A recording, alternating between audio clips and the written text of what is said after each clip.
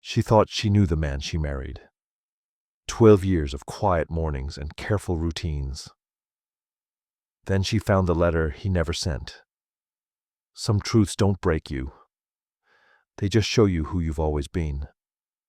Have you ever built something beautiful on a foundation you never questioned? The house is too quiet. Maren stands in the hallway, listening to the silence press against her ears. It's the kind of quiet that feels unnatural. No hum of the refrigerator, no creak of Callum moving upstairs, no distant murmur of traffic from Ashwood's sleepy streets. Just stillness, the kind that makes you aware of your own breathing. She's alone. Callum left early this morning, a work trip, he said, or maybe visiting his brother upstate. She can't quite remember. He'd kissed her forehead before dawn, his lips cool and careful, and she'd mumbled something half asleep. By the time she woke, he was gone. Now it's late afternoon, and the October light slants through the living room windows in soft, muted gold. Dust motes drift through the air, slow and weightless, suspended in the amber glow. The light feels tired somehow, like it's already giving up before evening arrives. It catches on the edges of furniture. The worn corner of the couch, the brass lamp, the oak desk in the corner of the room. Myron hasn't touched that desk in years. It's Callum's. Always has been. A boundary she learned not to cross without thinking about it, the way you learn to step around a loose floorboard or avoid a drawer that sticks. He keeps his work there. Papers, receipts, the small administrative debris of a life lived carefully. She's never asked what's inside. He's never offered. But today, she needs something. A tax document from 3 years ago, maybe 4. Or an old photo of her mother she thought she'd tucked into a folder somewhere. The excuse feels thin even to her, but it's enough to pull her across the room. She stops in front of the desk. The wood is dark, polished smooth from years of use. She can see the grain beneath the surface, whorls and lines like fingerprints. There's a small lamp on top, a stack of unopened mail, a coffee mug with a ring of dried residue at the bottom. Everything arranged just so. Everything in its place. Her hand hovers over the drawer handle. It's cold when she finally touches it. Smooth metal, slightly tarnished. She hesitates. There's no reason to hesitate, she tells herself. It's just a drawer. Just papers. But something in her chest tightens anyway. A small knot of unease she doesn't have a name for. She pulls. The drawer opens with a low, reluctant creak. Wood against wood, the sound of something that hasn't moved in a long time. Inside, the contents are neat, orderly. Stacks of paper clipped together. Receipts arranged by date. A small wooden box, smooth and dark, pushed toward the back. Marin's fingers move through the papers carefully, as if she's an intruder in her own home. Tax forms. Bank statements. Nothing interesting. Nothing secret. And then, beneath it all, folded and pressed flat, a letter. It's old. She can tell by the way the paper has yellowed at the edges, softened from being folded and unfolded too many times. It's not in an envelope, just a single sheet, creased down the middle, tucked beneath, tucked with everything else like it was meant to stay hidden. Her hand trembles as she lifts it. The paper is heavier than she expected, thicker, the kind you'd use for something important. She unfolds it slowly, the crease crackling faintly under her fingers. The handwriting is Callum's. She recognizes it immediately. Neat, careful. The letters slanting slightly to the right, but younger, shakier, like it was written by someone who wasn't sure yet. She starts to read. The first line is simple, quiet, but it stops her heart. I don't know who I'll be in 10 years. I hope I'm brave enough to tell the truth. Marin's breath catches. The letter trembles in her hands. She stares at the words, reading them again, trying to make sense of them. Her pulse is loud in her ears now, a steady thud that drowns out the silence of the house. She doesn't move. She doesn't blink. She just holds the letter, her fingers white against the yellowed paper, and feels something inside her begin to crack. Maren doesn't move. She sits on the floor beside the desk, the letter in her lap, her back against the wall. The house is still quiet, but now the silence feels different. Heavier, like it's holding something back. She stares at the words on the page, reading them again and again, trying to pull meaning from the space between the letters. I don't know who I'll be in 10 years. I hope I'm brave enough to tell the truth. What truth? Her mind reaches backward, searching, trying to find the crack in the foundation she missed. When did it start? When did the distance begin? 3 months ago. A Tuesday morning in July. The kitchen was bright with early summer light, warm and golden, spilling across the breakfast table. Maren sat with her coffee, scrolling through the news on her phone. Callum stood at the counter pouring his own cup. Black, no sugar, the way he always took it. The coffee maker hummed softly, a low familiar drone. He moved with precision, measured, every gesture deliberate, like he was following a script he'd memorized years ago. Pour, stir. Set the spoon down quietly. She glanced up at him. You okay? He didn't look at her, just nodded, his eyes on the mug in his hands. Fine. The word hung in the air for a moment, flat and unremarkable. She'd accepted it. She always accepted it. Because what else was there to say? He said, fine, and fine was enough. She went back to her phone. He sat across from her at the table, and they drank their coffee in parallel, close but not together. The space between them felt ordinary, comfortable even, the kind of silence that comes after years of knowing someone. Except now, sitting on the floor with a letter in her lap, Maren wonders if it was silence or just the absence of words. Another memory surfaces, sharper this time. Late at night, maybe 2 months ago. She'd woken to use the bathroom and noticed the light on downstairs. She'd walked to the top of the stairs and looked down. The door to the living room was half closed, but she could see the glow from the lamp on the desk. Hear the faint rustle of paper. Callum. Working. She'd stood there for a moment, her hand on the banister, debating whether to go down, to ask if he needed anything, to sit with him, but she didn't. She went back to bed, told herself it was work, emails, spreadsheets, the small, tedious tasks that filled his evenings. She never asked what he was doing. It felt intrusive somehow, like crossing a line she wasn't supposed to cross. Now she realizes he never invited her to cross it. Maren shifts on the floor, her legs starting to ache. The letter is still in her lap, the paper soft and worn under her fingertips. She looks around the room. At the desk, the lamp, the neatly stacked mail. Everything in its place. Everything careful. She twists the wedding band on her finger without thinking.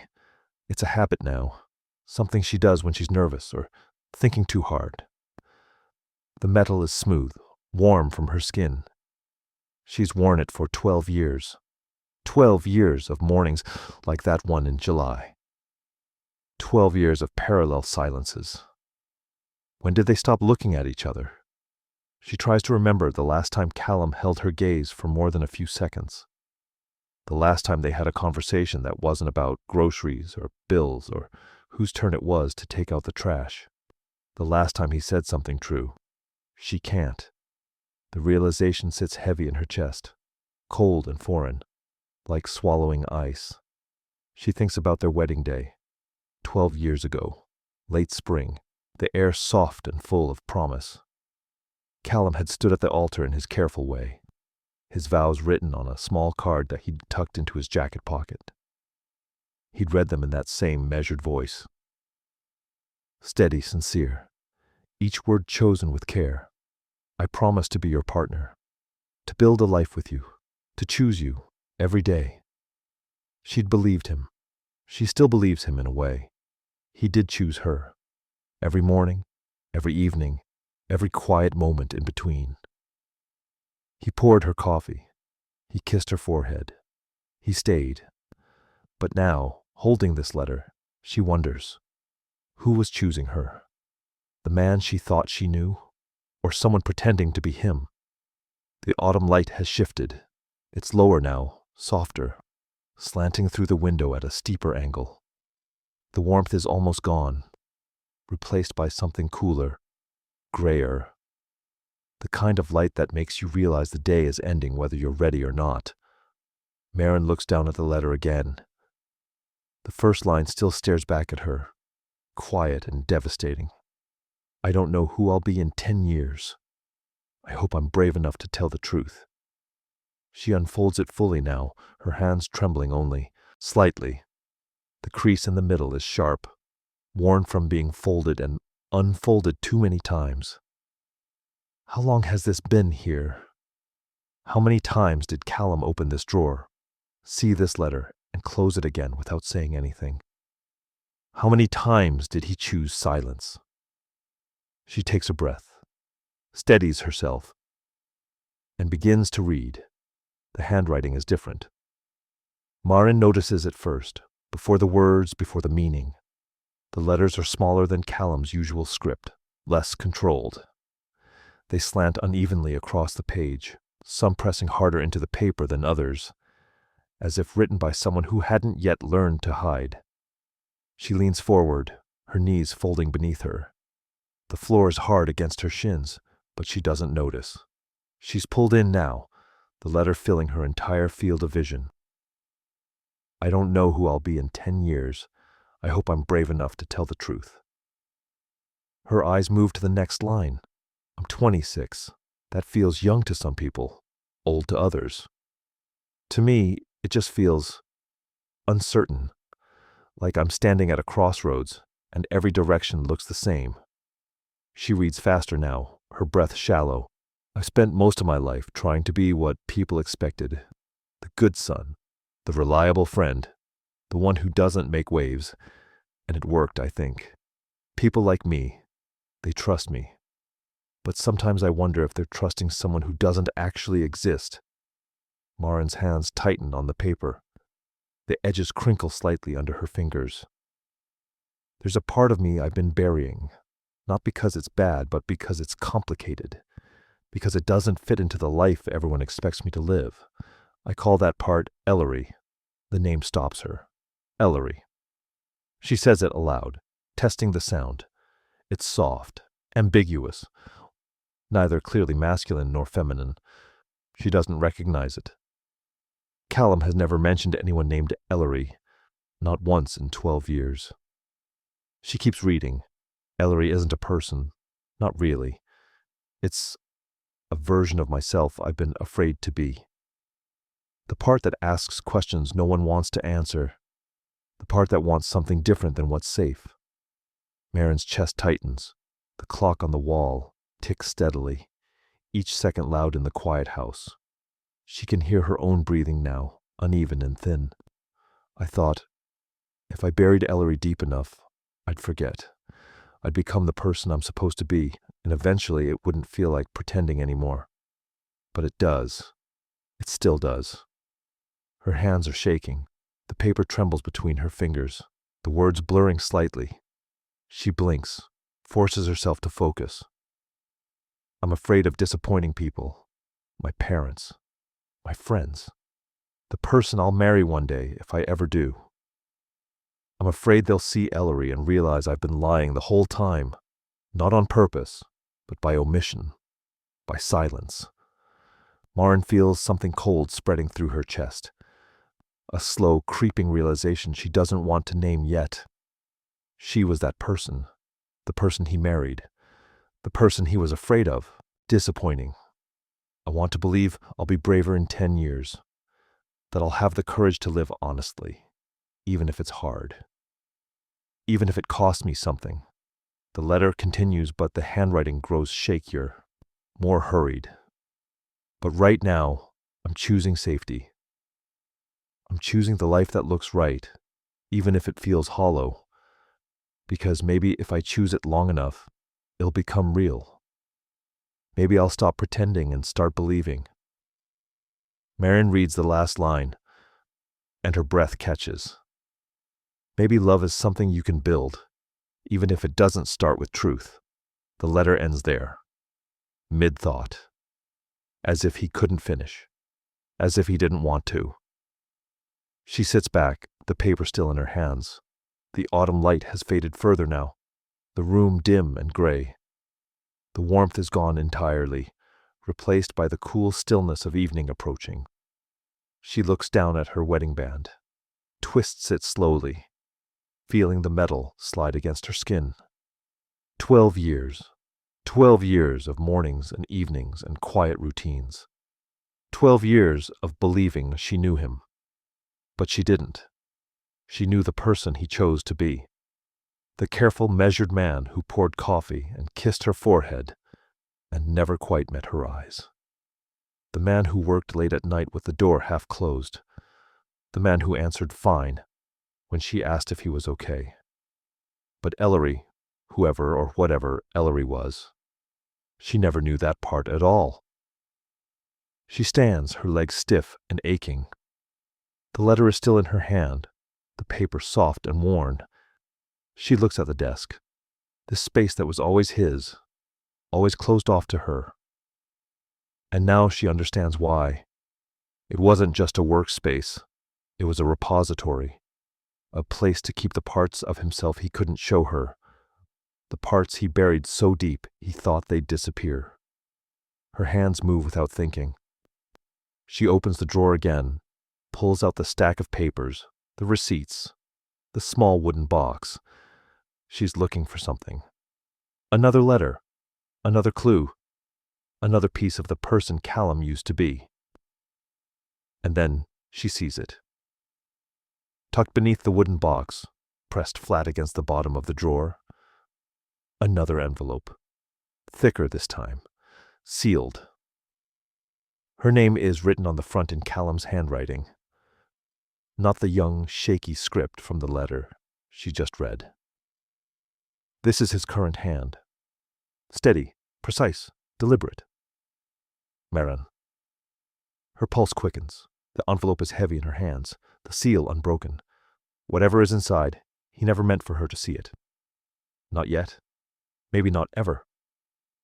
She holds it for a long moment, staring at her name on the front. The room is almost dark now, the last of the autumn light slipping away. The clock ticks. Her breath steadies, and she tears the envelope open. The envelope is heavier than it should be. Marion holds it in both hands, her thumbs pressed against the seal. Her name stares back at her. Marion, written in Callum's current handwriting. Steady, precise. The kind of script that doesn't tremble or second-guess itself. But her hands do. She slides her finger under the flap and tears. The sound is sharp in the silence. Paper ripping. Something breaking open that was meant to stay closed, inside a single folded sheet. Thicker than the first letter. Heavier.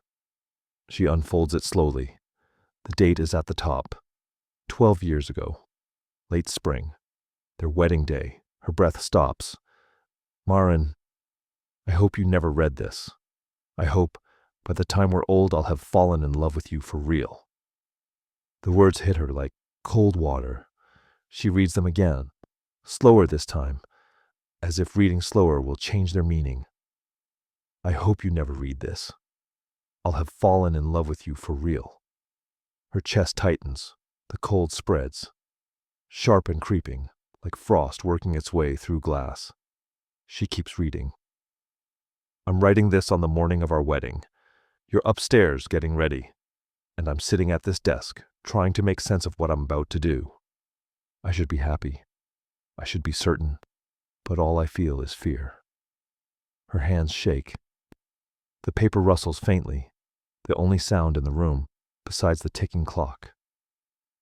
I'm marrying you because you're kind, because you're steady, because when I'm with you, I feel like I can be the person everyone expects me to be. That's not a bad reason, is it? People marry for worse. Marin's throat tightens. She swallows hard, forces herself to keep going. But I don't know if I'm in love with you. Not the way I'm supposed to be. Not the way people talk about in vows and songs and poems. I care about you. I respect you. I want to build a life with you. But love, I don't know if I feel it yet. Yet the clock ticks. Once, twice, 3 times. I'm terrified of being alone. I think that's the truth I've been avoiding. I'm terrified of living a life where no one chooses me, where I'm always the careful one, the reliable one, the one people like but don't love. So I'm choosing you. I'm choosing safety. I'm choosing the life that looks right. Her hands are white-knuckled now, gripping the paper so hard it crinkles at the edges. And I'm hoping, God, I'm hoping, that love is something you can build. That if I show up every day, if I'm kind and present and committed, maybe one day I'll wake up and it'll be real. Maybe the pretending will stop feeling like pretending. She reads the next line, and something inside her fractures. Maybe you'll never know the difference. Marin stops breathing. She stares at the words, reading them over and over, as if repetition will dull the sting. But it doesn't. It only sharpens. Maybe you'll never know the difference. 12 years. 12 years of mornings and evenings and quiet routines. 12 years of believing she was loved. 12 years of tenderness she thought was real. And he was hoping she wouldn't notice.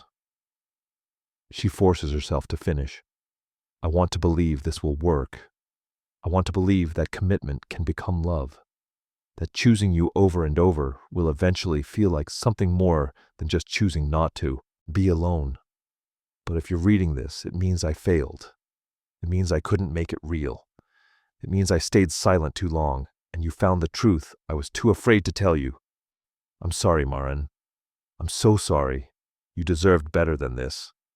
You deserved someone who chose you because they couldn't imagine life without you. Not because they were afraid of a life alone. If you're reading this, I failed. And I'm sorry. The letter ends there. Marin sits perfectly still. The room is dark now. The autumn light is gone entirely, replaced by the gray stillness of evening. The clock ticks. The house is silent. Her breath is shallow and uneven. She looks down at the letter in her lap. At the words written 12 years ago, on the morning she stood in a white dress and believed she was marrying someone who loved her. She thinks about that day, the vows Callum read from the card in his pocket. I promise to be your partner, to build a life with you, to choose you every day. He did choose her, every day, every morning, every evening, every quiet moment in between, but not because he loved her, because he was afraid. Her hand moves to her wedding band. She twists it slowly, the way she always does when she's thinking too hard. The metal is warm from her skin, familiar. She's worn it every day for 12 years, but now it feels different, heavier, like it's made of something other than gold. She slides it off. The motion is slow, deliberate. The band catches slightly at her knuckle, then slips free. She holds it in her palm for a moment, staring at it. A perfect circle, unbroken. A promise that was never what she thought it was. She sets it on the desk, gently. Not angry, just done. It sits there beside the letters, small and quiet, catching the faint light from the window. Marin doesn't cry. She thought she would. But the tears don't come. Just a hollow ache in her chest, cold and spreading, like something vital has been removed and nothing has rushed in to fill the space. She thinks about Callum, the man who poured her coffee and kissed her forehead and worked late at night with the door half closed. The man who answered fine when she asked if he was okay. The man who chose her not because he loved her, but because he was terrified of being alone. And she wonders, did she do the same thing? Did she marry him because she loved him? Or because he was kind and steady and safe? Because saying yes felt easier than being alone? The thought sits heavy in her chest, uncomfortable and true. She stands. Her legs are stiff, her body aching from sitting too long. She walks to the window and looks out at Ashwood's quiet streets. The streetlights are starting to flicker on, casting soft pools of yellow on the pavement. The trees are bare now, their branches stark against the dimming sky. The autumn is ending. Winter is coming. She presses her palm against the glass. It's cold, smooth, solid, real, and she realizes she has to decide. What is real? What is enough? Is 12 years of tenderness worth anything if it started with fear? Can love grow from safety? Or was their entire marriage built on a foundation that was always meant to crack? She doesn't know, but she knows she can't pretend anymore. The light is dying. Maren stands at the window, her palm pressed against the cold glass, watching the last traces of autumn fade into evening. The sky is bruised now, deep purple streaked with gray, the kind of color that signals an ending. The streetlights flicker on one by one, casting soft pools of yellow across Ashwood's empty streets. Behind her, the desk sits in shadow. The letters are still there, scattered across the surface. And the wedding band, small and gold, resting beside them like evidence. Emini, she can see her reflection in the window, faint, translucent, hovering between the room and the world outside. She looks tired, hollow, like someone who's been carrying something heavy for so long they forgot it was there until they finally set it down. She thinks about her wedding day, late spring, 12 years ago. The air was soft and full of promise. She stood in a white dress, her hands trembling as she held the bouquet. Callum had been waiting at the altar, steady and calm, his vows written carefully on a small card. I promise to be your partner, to build a life with you, to choose you every day. She'd felt relief when he said those words. Not joy, exactly. Not the wild, breathless kind of love people write songs about. Just relief.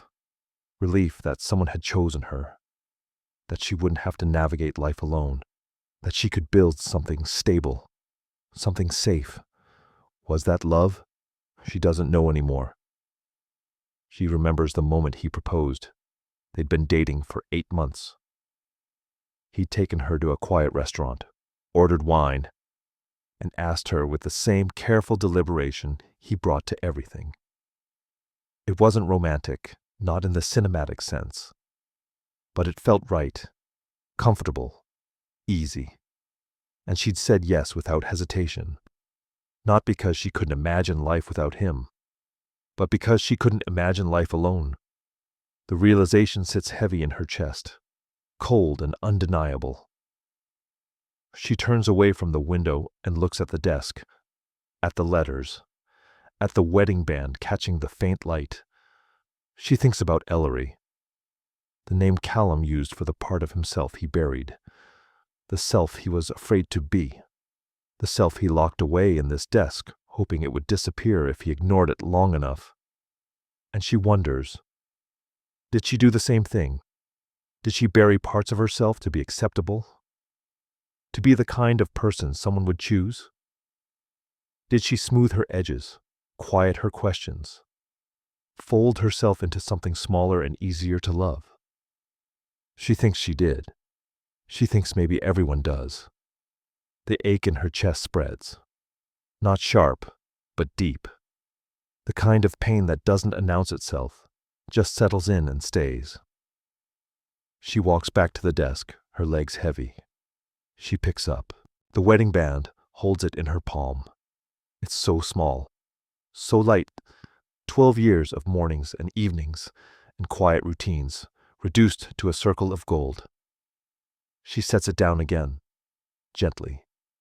And she speaks aloud, her voice quiet in the empty house. I think I did the same thing. The words hang in the air, fragile and true.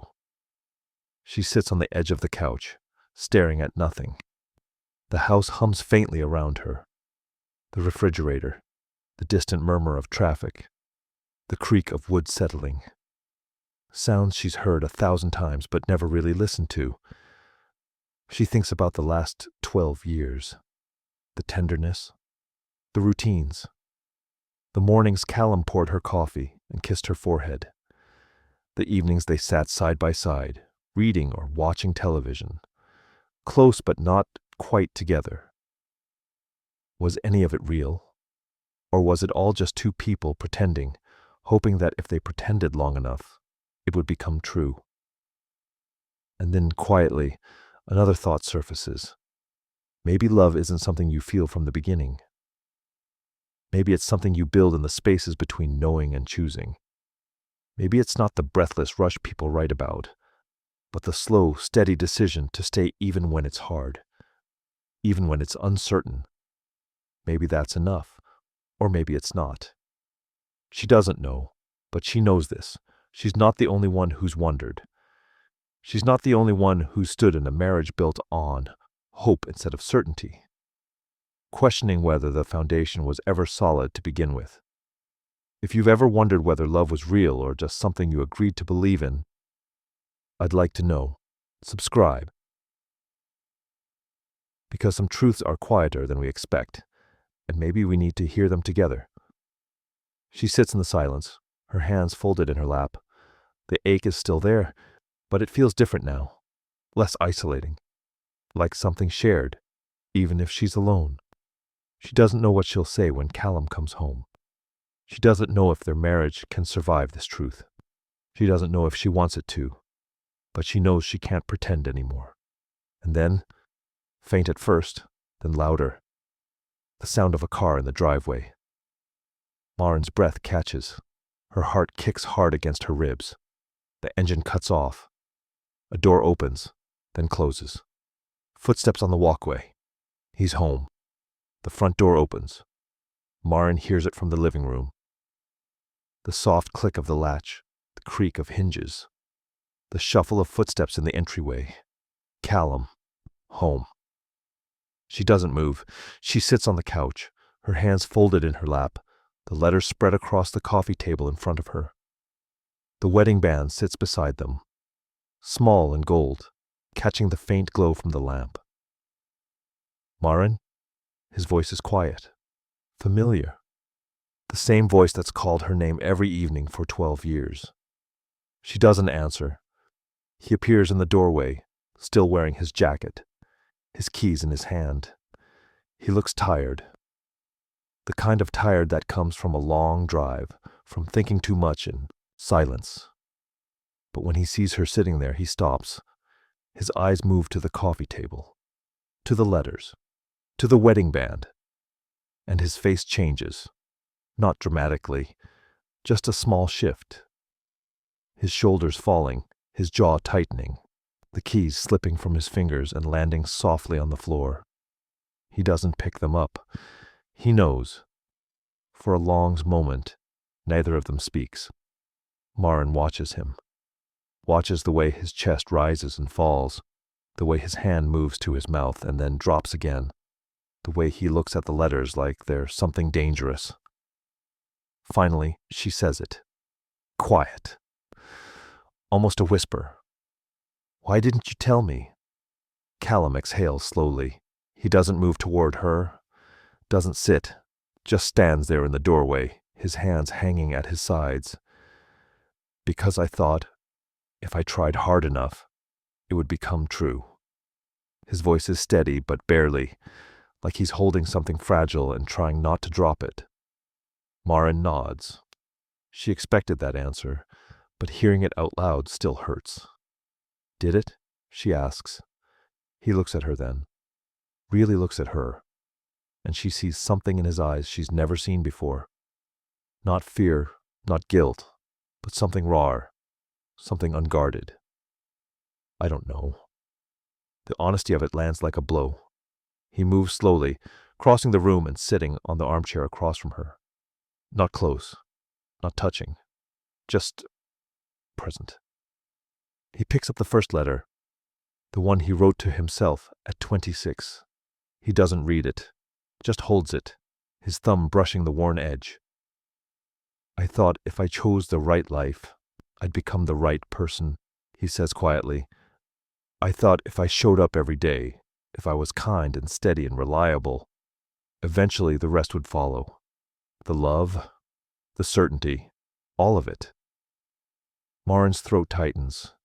She watches him, this man she's lived beside for 12 years, and realizes she's never heard him speak this honestly before.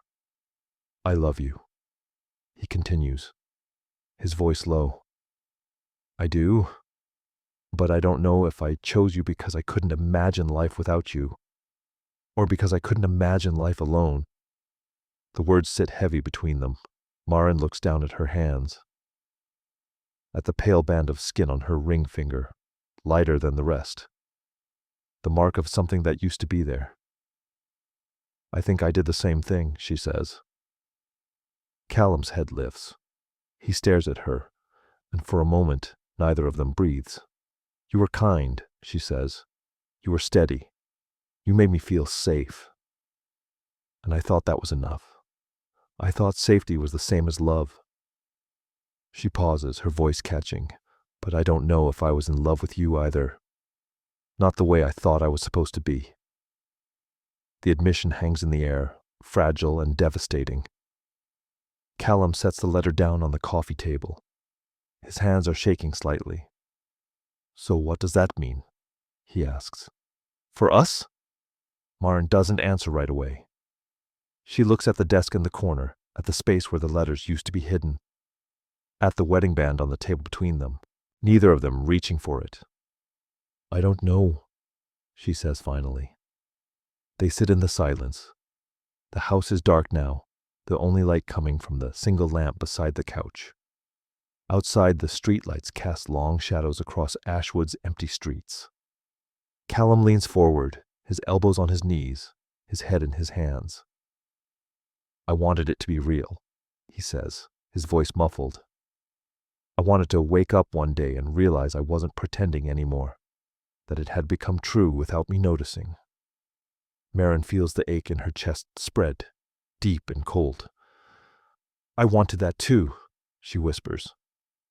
Callum lifts his head. He looks at her across the coffee table, across the letters, across 12 years of tenderness built on fear.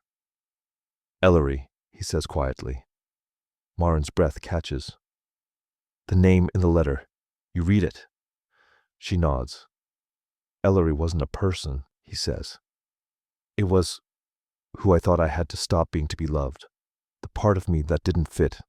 The part that asked too many questions. That wanted something I couldn't name. He pauses, his eyes wet now. I buried it. I thought if I buried it deep enough, I could be the person you needed. The person everyone needed. Marin's vision blurs. She blinks hard, willing herself not to cry. I did the same thing, she says. I don't even know what I buried, but I know I made myself smaller, quieter, easier. Callum reaches out then, slowly.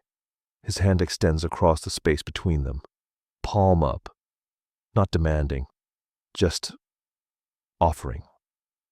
Marin looks at his hand, at the calluses on his fingers, the familiar shape of his knuckles, the hand that's held hers 1,000 times.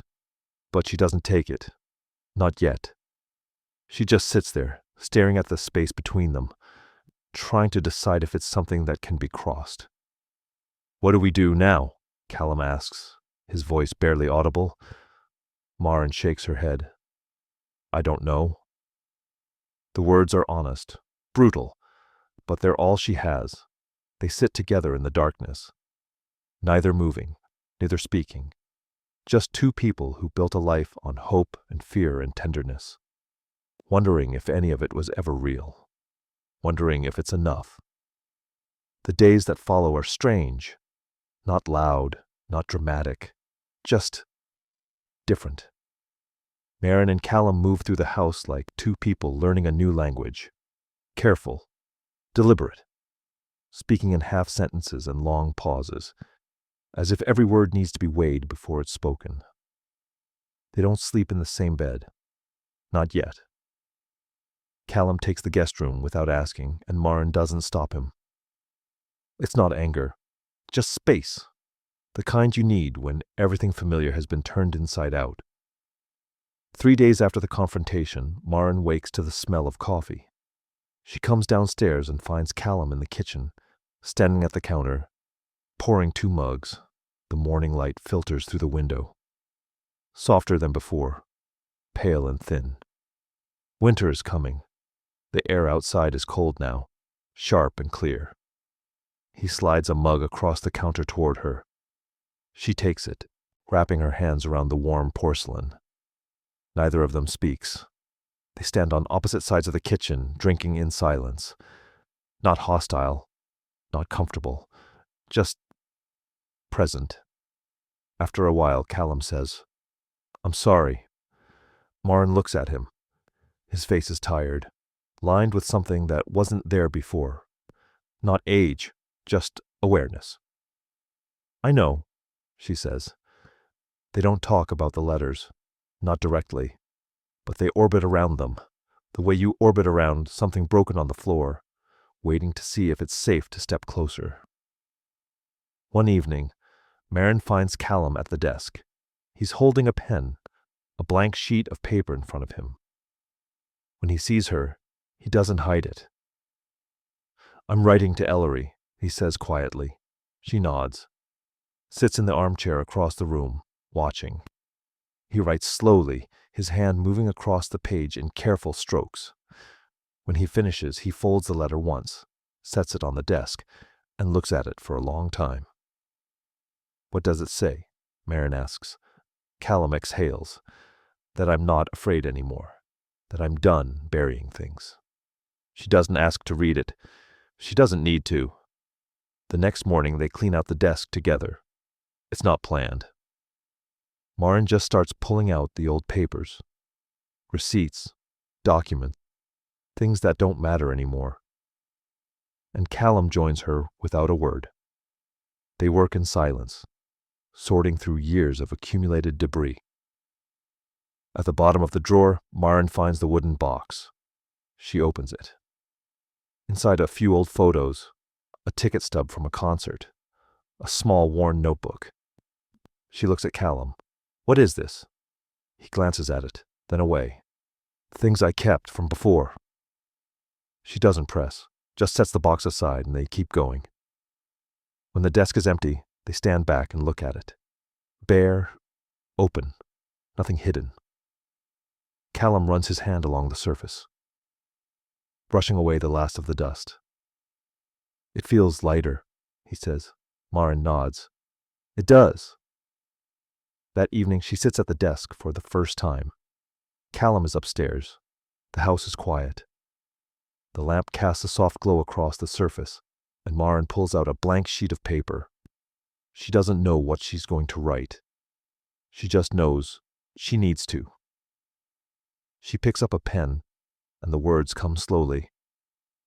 "I don't know if love is something you feel or something you choose. Maybe it's both. Maybe it's neither. But I know this. I want to try again.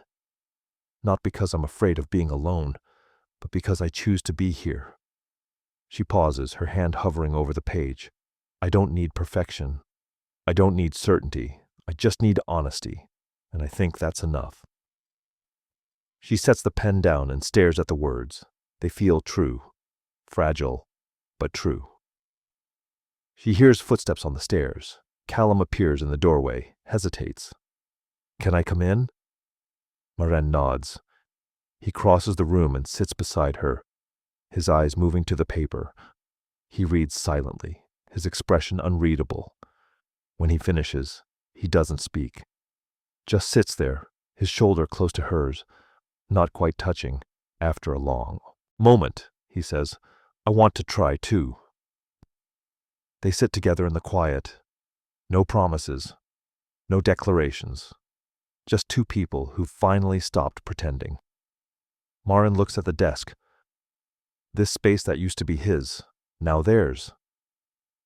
She thinks about the wedding band, still sitting somewhere in the bedroom, small and gold and waiting. She doesn't know if she'll put it back on. Not yet. But maybe soon. The next morning, the first snow falls. Maren stands at the window, watching the flakes drift down, soft and slow. The world outside is turning white. The streets of Ashwood, covered in a thin, fragile layer of new. Callum comes to stand beside her. They watch together, neither speaking. The cold is no longer threatening. It's just clear, honest, the kind of cold that makes everything sharper, more real. Winter, Callum says quietly. Maren nods. Yeah. That evening she picks up the wedding band. She holds it in her palm, feeling its weight. 12 years. 12 years of mornings and evenings and quiet routines. 12 years built on fear and hope and tenderness. She doesn't put it on, not yet. But she doesn't set it down either. She just holds it, turning it over in her fingers, and thinks about what it means to choose someone.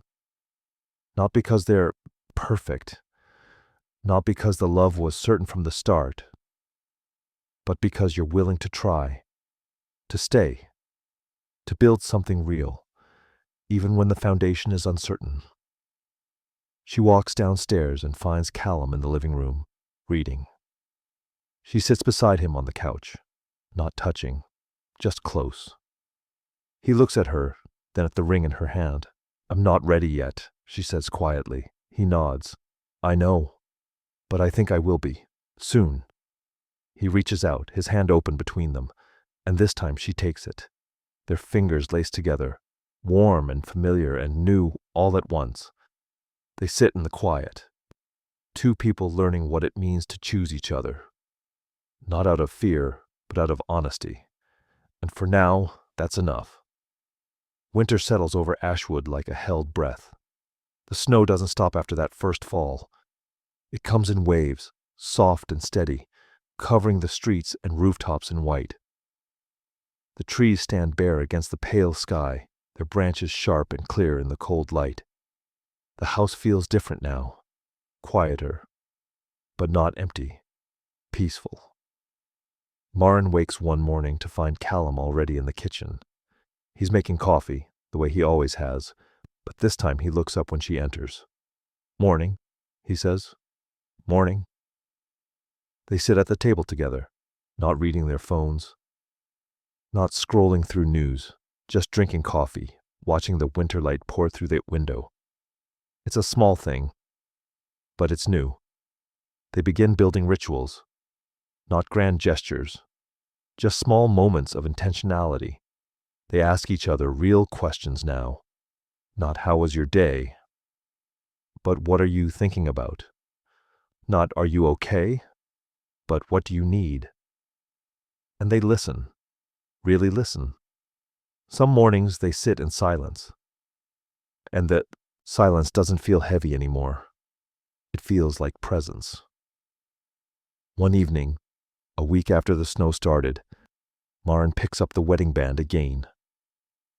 She's been carrying it in her pocket, feeling its weight throughout the day. A reminder, a question. She sits on the edge of the bed, turning it over in her fingers. The gold catches the light from the lamp, warm and familiar. Callum appears in the doorway. He doesn't ask, just waits. Maren looks at him. I think I'm ready. He nods, crosses the room, sits beside her. She holds out the ring, but it means something different now. I know, he says. She slides it onto her finger, slowly, deliberately. It fits the same as it always did, but it feels different, heavier, more real. It's not a promise that everything will be perfect, she says. I know. It's just a choice, to keep choosing. Callum reaches for her hand, their fingers laced together, the ring warm between them. That's enough, he says. The next evening they sit at the desk together. Maren suggested it without thinking. We should write something. For later. Callum looked at her, surprised, then nodded. Okay. Now they sit side by side, a blank sheet of paper in front of them, a pen between them. What do we write? Callum asks. Maren thinks for a moment. The truth, whatever it is. He picks up the pen, hesitates, then begins. We didn't start with certainty. Maren watches the words appear on the page. Her chest tightens, but not with pain. With something else. Something like hope. She takes the pen from him, adds the next line. But we chose each other anyway. They pass the pen back and forth, writing together. Their handwriting overlaps, intertwines, creates something that belongs to both of them. We don't know what the next 10 years will look like. We don't know if we'll always be sure, but we know this. We're here, not out of fear, not out of obligation, but because we choose to be. Maren pauses, the pen hovering over the page, then writes one more line. We're learning what it means to love honestly. And maybe that's enough. She sets the pen down. Callum reads what she wrote, his eyes moving slowly across the words. He doesn't speak, just reaches for her hand again. They sit together in the quiet, the letter between them. The desk no longer a place of secrets, but a place of shared truth. Outside, the snow continues to fall. Maren looks out the window, watching the flakes drift past the streetlights. The world is still, clear, the kind of cold that makes everything feel sharp and real. She thinks about the letters she found, the ones Callum wrote years ago, full of fear and hope and the parts of himself he thought he had to hide. She thinks about Ellery, not a person, but a ghost, the version of Callum he thought he had to bury to be loved. And she realizes Ellery isn't gone, just no longer hidden. Do you ever think about it? She asks quietly. About Ellery? Callum looks at her. Sometimes. Do you miss it? Hale considers this. I don't know if I miss it, but I'm not afraid of it anymore. Maren nods. She understands. She thinks about the parts of herself she buried too. The questions she stopped asking. The smallness she accepted. She's not sure who she would have been if she'd been braver. But she's starting to find out. They fold the letter carefully, tuck it into an envelope, right on the front, to be opened in 10 years. Callum places it in the desk drawer, not hidden, just kept. What if we don't make it? Maren asks. He looks at her. Then we'll still have tried. She exhales, nods. And what if we do? Callum smiles. Small, but real. Then we'll read this and remember what it took. That night, they sleep in the same bed for the first time since the letters. Not because everything is fixed, but because they're choosing to be close. Maren lies on her side, facing the window. Callum's arm rests across her waist, warm and steady. Outside, the snow falls soft and endless. She thinks about love. Real love. Not the kind in songs or movies. Not the breathless, certain kind. But the kind that stays. The kind that chooses. The kind that survives doubt and fear and the slow erosion of pretending. The kind that says, I don't know what tomorrow looks like, but I'll be here to find out. In the morning, they wake to the winter's first light. Clean, clear, cold but honest. They lie there for a moment, neither speaking, just breathing, just present. And then Callum says, Coffee? Maren smiles. Yeah. They get up, they make coffee. They sit at the kitchen table, watching the light stretch across the snow-covered streets of Ashwood. They don't talk about the letters. They don't talk about what comes next. They just sit together. Two people who finally stop pretending. Two people learning what it means to love, not because it's easy, but because it's true. The desk sits in the corner of the living room, open and bare. The letters from the past are tucked away, not forgotten, just no longer defining.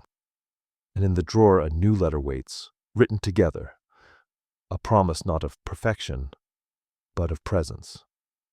A reminder that love is not something you fall into, it's something you choose.